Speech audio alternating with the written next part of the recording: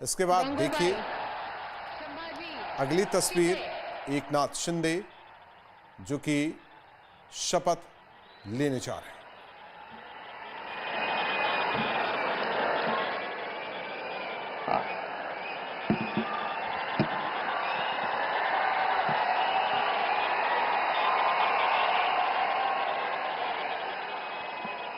हिंदू हृदय सम्राट बाळासाहेब ठाकरे यांना वंदन।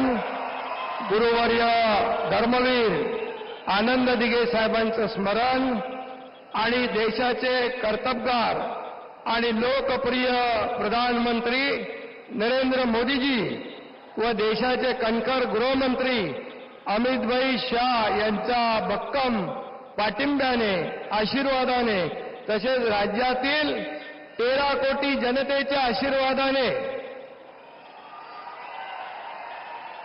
मी एकनाथ गंगूबाई संभाजी शिंदे ईश्वर साक्ष शपथ घेतो की कायद्याद्वारे स्थापित झाले आहे अशा भारताच्या संविधानाबद्दल मी खरी श्रद्धा व निष्ठा बाळगीन।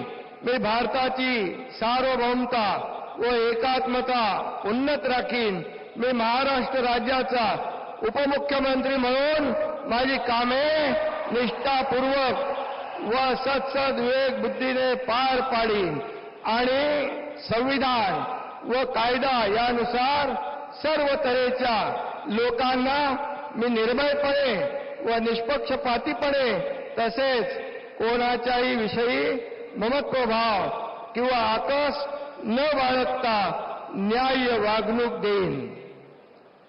मी एकनाथ गंगूबाई संभाजी शिंदे ईश्वर साक्ष शपथ घेतो की महाराष्ट्र राज्याचा उपमुख्यमंत्री म्हणून माझ्या विचारार्थ आणली जाईल किंवा मला ज्ञात होईल अशी कोणतीही बाब असा उपमुख्यमंत्री म्हणून माझी कामे यथायोग्य पार पाडण्यासाठी आवश्यक असेल ते खेरीज करून एरवी मी कोणत्याही व्यक्तीला किंवा व्यक्तींना प्रत्यक्षपणे व अप्रत्यक्षपणे कळवणार नाही किंवा त्यांच्याकडे उघड करणार नाही। धन्यवाद।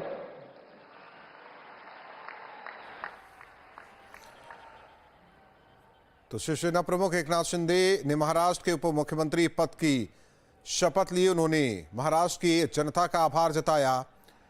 बाला साहेब का उन्होंने शुरुआत की शपथ ग्रहण से पहले जिस तरीके से बाला साहेब का नाम लिया, मुख्य हालांकि पीएम मोदी का उन्होंने धन्यवाद किया। तो इससे पहले देवेंद्र फडणवीस ने महाराष्ट्र के मुख्यमंत्री पद की शपथ ली। उप मुख्यमंत्री पद की शपथ एकनाथ शिंदे ने ली। तो ये तस्वीर आपको दिखा रहे हैं जिस तरीके से महाराष्ट्र में नई सरकार का गठन, मुंबई के आजाद मैदान में शपथ ग्रहण समारोह। तो ये तस्वीरें आपको दिखा रहे हैं किस तरीके से हर कोई साक्षी बनना चाह रहा है इस नई सरकार के गठन के मौके पर।